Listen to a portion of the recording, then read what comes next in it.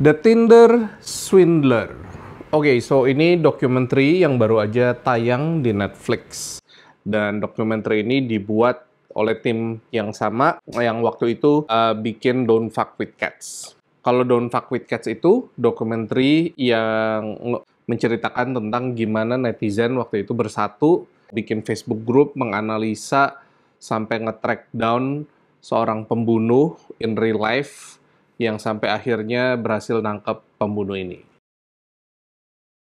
Premisnya adalah The Tinder Swindler ini menceritakan gimana cewek-cewek ini di Tinder ditipu oleh seseorang yang dia tuh ngaku-ngakunya adalah anak bilioner orang Israel. Dibikin jatuh cinta sampai akhirnya diajak ngedate, dijanji-janjiin, sampai akhirnya cewek-cewek ini nge-transfer uang-uang mereka yang sampai puluhan ribu atau ratusan ribu dolar, jadi MM-an, sampai minta loan pinjaman dari bank, sampai akhirnya terlilit utang demi si cowok ini yang ngaku bilioner. Dan hebatnya ini cowok ini udah bertahun-tahun melakukan ini dan berhasil nggak ketangkep, guys. Jadi kalau gue sih, menurut gue film ini menarik karena ya of course kalian bisa lihat ya cara orang nipu gimana, strateginya dia, dan very detailed karena film ini menceritakan dari sudut pandang perempuan-perempuan ini yang ditipu dari awalnya. Jadi ada banyak banget klip-klip tentang WhatsApp mereka, video call mereka, video-video mereka, pokoknya dari sudut pandang si perempuan-perempuan ini. Dan menceritakan gimana si penipu ini, si swindler ini, pakai Instagram, dia ngebikin image-nya itu kayak beneran emang kayak anak bilioner ya, naik private jet lah, naik Ferrari, Rolls Royce, jam tangan mewah, branded semuanya dari ujung rambut ke ujung kaki, pokoknya tuh bikin orang tuh jadi, bikin cewek-cewek ini jadi, wah, ketar-ketir deh, sampai klepek-klepek gitu. Nah, menurut gue kenapa film ini penting? Karena ini pas banget dengan kejadian yang sekarang ini lagi hot-hotnya nih di beberapa hari, beberapa minggu ini. Indo kita juga banyak tentang investasi bodong, cuma kali ini adalah dengan ngebawa influencer atau namanya afiliator yang juga mereka tuh mengemasnya dengan seakan-akan tuh easy money, dengan memamerkan kekayaan, sama juga naik Ferrari, naik mobil sport, naik private jet, beli-beli barang branded, beli jam tangan mewah gitu ya. Jadi mempertontonkan betapa mudahnya hidup mereka, betapa mudahnya dapetin duit. Akhirnya banyak orang yang merasa dirugikan atau merasa ketipu, dan kasusnya itu masih ongoing. Tapi intinya, baik di The Tinder Swindler ini, ataupun yang kejadian di Indo sekarang ini lagi diungkit, mungkin kalau zaman dulu pun udah ada ya, banyak ya. Mungkin banyak tuh kalau kalian pernah dapat email-email scam, yang ngaku-ngaku email saya raja bilioner, saya bilioner dari Nigeria lah, saya bilioner dari mana lah, nawarin investasi atau kalian baru menang sesuatu. Inti-intinya tuh sama, guys. Gimana banyak penipu di luar sana yang memanfaatkan basic human emotion sebenarnya. Basic investasi-investasi gitu adalah greed ya, mau kaya cepat. Tapi kalau The Tinder Swindler ini yang menarik karena memanfaatkan apa ya, emosi cinta gitu kesannya. Memanfaatkan kebutuhan orang untuk dicintai dan to feel something special and magical. Apa yang dimanfaatkan basic human emotion. Cuma karena dengan sekarang social media, dengan teknologi, ini menjadi lebih mudah dan caranya menjadi lebih sophisticated. Nah, jadi basically inti cerita The Tinder Swindler ini adalah gimana seorang yang berkewarganegaraan Israel, nama aslinya Simon Yehuda Hayut, terus dia banyak ganti nama, dan akhirnya di film ini salah satu nama yang dia pakai untuk nipu tiga perempuan ini adalah Simon Leviev. Jadi kalau di Google atau apa tuh, dia ngakunya adalah dia anak dari Lev Leviev, yaitu in real life memang beneran dia Raja Diamond di Israel. Nah, dia ngakunya dia anaknya, padahal tuh bukan. Nah, jadinya nih dan perempuan cewek-cewek yang ditipu juga tinggalnya bukan di Israel. Nah, tricky partnya di situ. Perempuan yang ditipu ada yang tinggal di London, ada yang di Amsterdam, tapi pokoknya di negara Eropa. Karena Eropa itu kan tempatnya kecil ya. Kalian tuh bisa pindah-pindah negara gampang banget. Nah, jadi dia beraksi nipu cewek-cewek ini di Tinder. Hebatnya si Simon ini dia terbang-terbang gitu. Jadi dia nggak pernah stay di satu negara. Kan ceritanya anak bilioner ya. Menggunakan Tinder dengan mempromosikan dia itu, dengan dia membuat image-nya dia itu seperti anak bilioner. Instagramnya dia pakai jam mewah lah, dia terbang ke sana sini lah, luxury party, luxury hotel, naik Ferrari, naik Rolls Royce, naik private jet. Gampang banget kalau di Tindernya atau ngecek ke Instagramnya, wah beneran nih kayaknya nih orang berduit nih, soalnya kelihatannya hebat kok gitu. Cewek-cewek ini dia gampang banget dapet cewek dong. Dengan melihat itu semua, ya siapa cewek yang nggak mau gitu kan. Nah terus dia caranya pertama ngajak ngedate pertamanya aja tuh udah dibuat spesial banget, makan di hotel mewah, makan fine dining mahal, diajak terbang pakai private jet, diajak nginep di hotel mewah. Jadi tuh pokoknya tuh bener-bener yang kalau buat first date tuh udah wow maksimum banget deh, dari ujung rambut ke ujung kaki pakainya branded semua. Jadi pokoknya kalau yang buat first date, wah pasti cewek-cewek pada kelepek-kelepek gitu loh. Orangnya juga nggak jelek-jelek amat ya nih orang. Jadinya tuh meyakinkan banget personanya.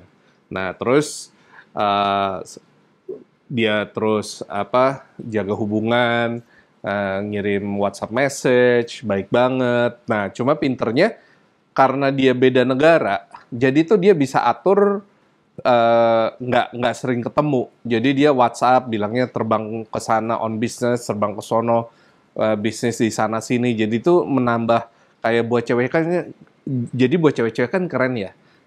Cewek-cewek kan sebel ya kalau cowoknya tuh bucin, yang gangguin, yang apa kalau di satu kota. Nah kalau ini kan kesannya, wah billionaire nih, dia traveling on business. Jadi nambah persona misterius, nambah persona jadi makin pengen lah ceweknya, jadi ketagihan gitu. Pinter nih, dia jaga hubungan kayak gitu, ngirim bunga segala macem. Sampai pada akhirnya dia mulai ngerayunya tuh udah mulai paint a picture buat si cewek. Gua sayang banget sama lu spesial, gua pingin nikah sama lu. Uh, udah ngegambar hal yang ini banget deh, cewek mana sih yang nggak mau, jadi langsung merasakan wah gue spesial banget nih bisa ngedapetin hati seorang bilioner gitu kan. Sampai salah satu ceweknya itu diminta ke London untuk nyari apartemen untuk tinggal bareng gitu. Wah udah seneng banget dong, budget apartemennya juga mahal banget, apartemen mewah, siapa yang nggak mau. Nah tapi begitu itu dimulai, disitulah si Simon ini beraksi.